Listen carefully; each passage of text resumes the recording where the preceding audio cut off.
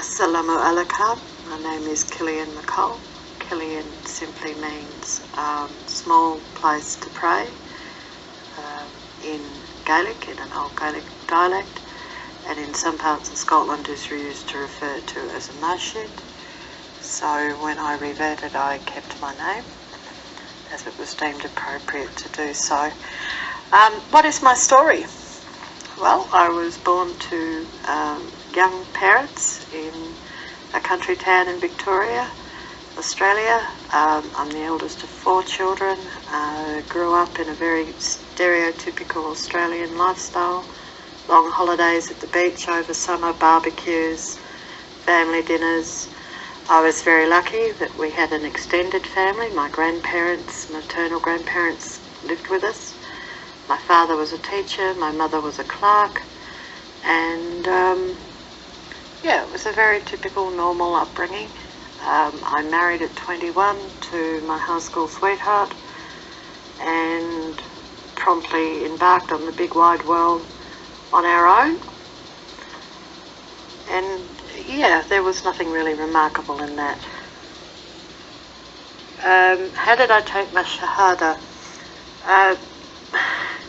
For me, I took my shahada after a long journey exploring Islam. I'd had the blessed fortune of working within Afghan communities and working with people from very diverse backgrounds who showed me that despite hardship and despite abject poverty at times and at other times great abundance, that always to be grateful to God for what you have and not mourn what you didn't have.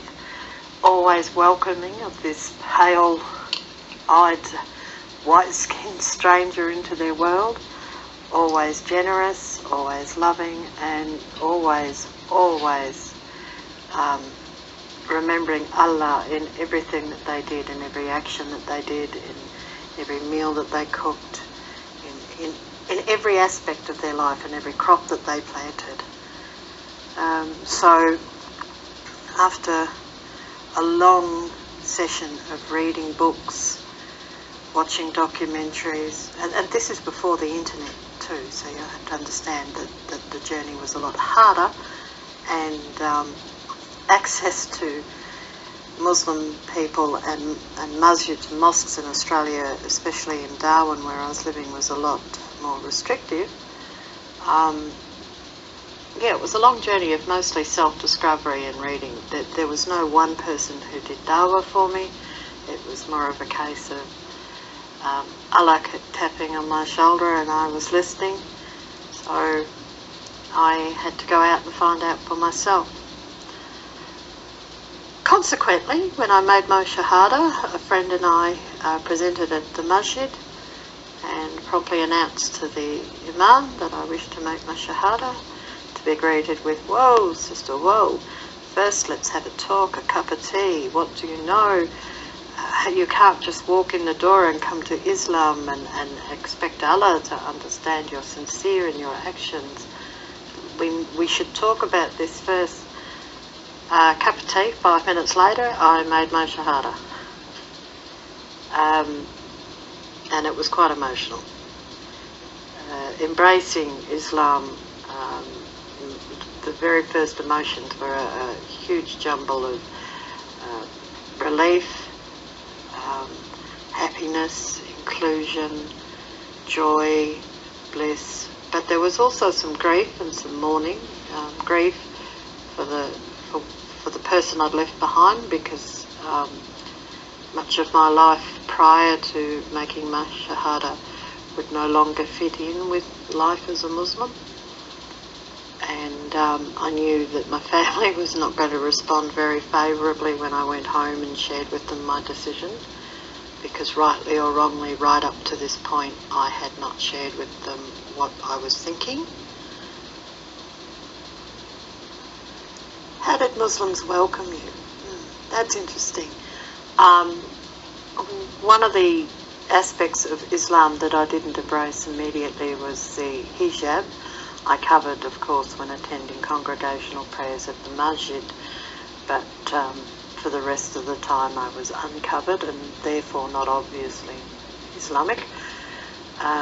Rightly or wrongly, that was the decision I made, and I made that decision based on prevalent Australian attitudes towards different cultures.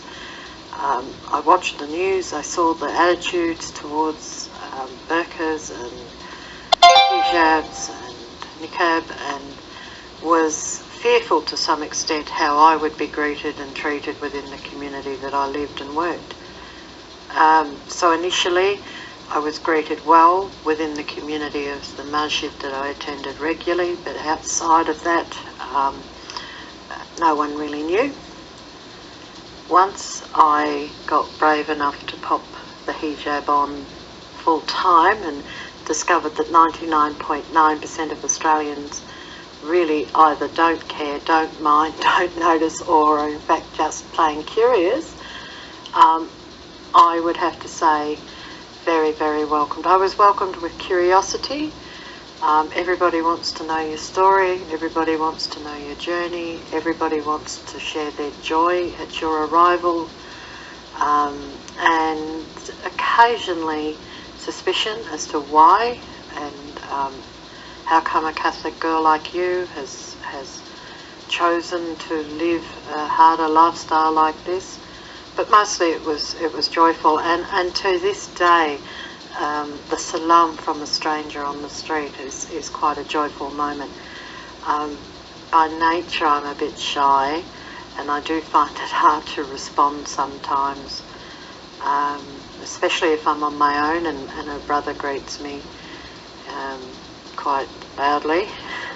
But for the most part it's wonderful, and being included in the community with such joy and welcoming has been great.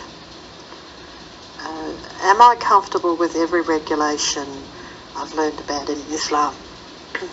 Sharia law. Sharia law in Australia is greeted with so much miscomprehension and misunderstood and misinformation. I'm almost blessed that I learnt my Sharia law in the Quran, the Hadith, Sunnah, before Islamophobia was a thing, before the internet. For me, the only aspect I struggled with was the hijab, discovering how to present my haya, my modesty, and how to cover and retain my Western culture was probably the hardest thing. It was a long, slow journey of gradually covering more and more, to the point now that I will not venture outside my home without my hijab on. And I am covered from wrist to ankle. There are those who would probably suggest thongs, flip-flops are not appropriate either, but Australian climate in summer, I do wear them. The most often asked question I get from non-Muslims about Sharia seems to revolve around the 4 wives, and how would I feel if my husband chose to take a 2nd, a 3rd and a 4th wife. I honestly don't know, and I honestly have not faced that question. I'm not married, although I am looking to get married, but I think that that's an entirely personal journey that every married couple within Islam faces. I understand that there can be times when it's very beneficial within a community, and indeed I have met women whose friends who are widowed or orphaned or in particularly dire straits were welcomed into their household as the 2nd or 3rd wife just for that very reason, and they are grateful for having a sister wife in their life. So I think it depends entirely on the individual marriage, and it's not something I've yet had to face or contemplate facing in Australia. I'm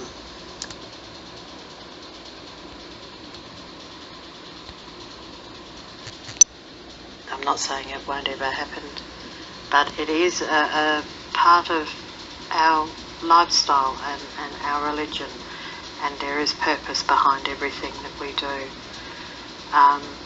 Losing alcohol from my life was no big deal. Losing bacon from my life was a big deal because I did enjoy it, but the reasons behind it and the wisdom behind it has made that easier. Shopping became difficult, but I don't cook from processed foods. I cook from scratch, so I don't have to worry too much about the ingredients. And nowadays we have some great apps on our phones that help us find halal suppliers all over the place.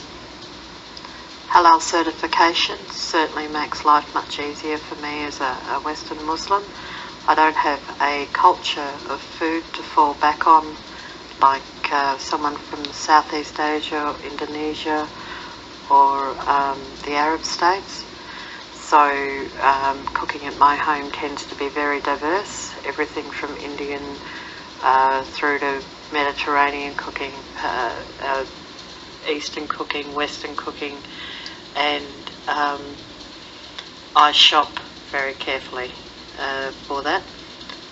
But no, I'm very comfortable with the religious regulations or the Sharia law, because I understand the purpose that God put behind everything that He prescribed for us. So, you know, when something's haram, it's haram for a reason. How does social media help or affect relationships with Muslims or negativities? It's broadened my community. Social media has brought me in touch with some wonderful people that I would not have met under other circumstances, and for that I'm forever grateful for Allah, to Him for making that possible. Although it does mean that there are occasional misunderstandings. Recently an image of me was posted on Facebook in a niqab, and it resulted in some very negative comments from both Muslim friends and Western secular friends. Inshallah, in future, I hope when images are published people ask first, but that just happens.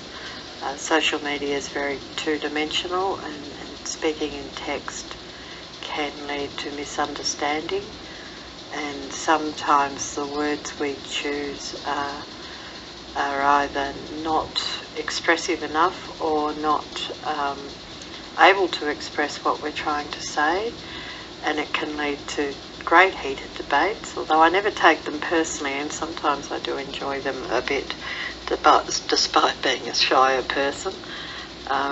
My father was a school teacher and encouraged debate as a healthy way to grow and learn. Social media does make it possible to reach more people more often, and is a good way to break down barriers and build bridges between different communities, because although there's no nationality within Islam, we are all Muslims, we are all the Ummah. There are certainly different cultures within Islam, and that becomes apparent at Eid. Though reverts and Western Muslims have less cultural practices to fall back on. In my case, I've developed my own little traditions based around the Eids, but yeah, some of them have drawn from friends on social media. So for most part, social media has actually had a positive role in my life. Have I ever faced misunderstanding through the cultures of Islam? Yes. There are a large number of schools of thought in Islam.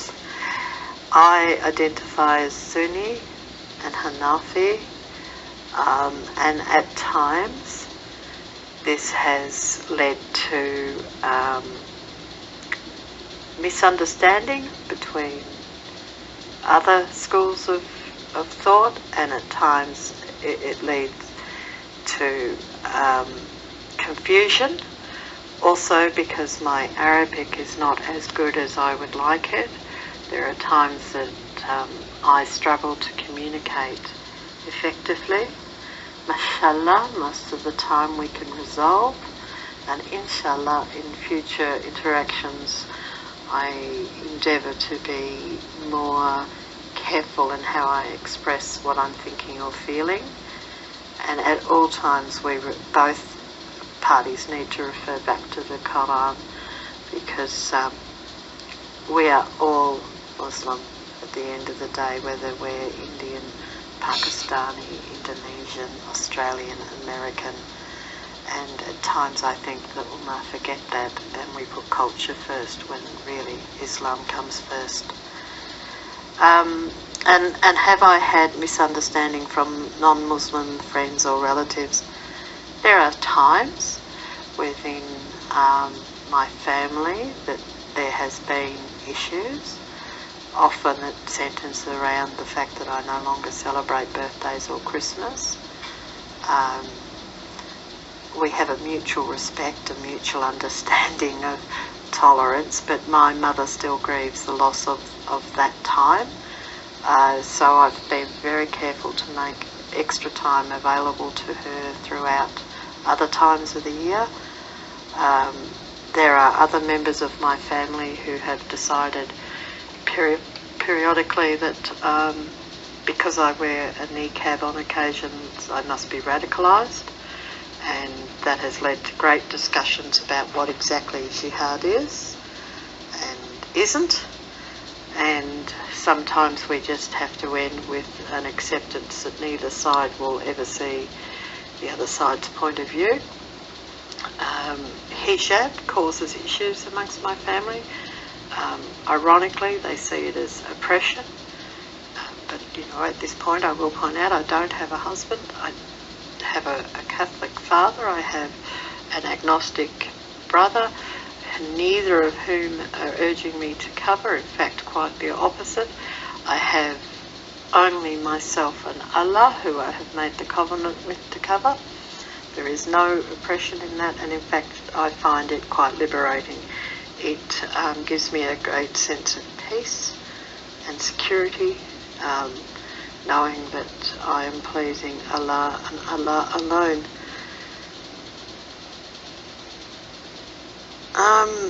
I think that's all, and I've left a lot of pauses and breaks so that you can edit it out, and my dear, if there's anything else you want to know, please feel free to email me.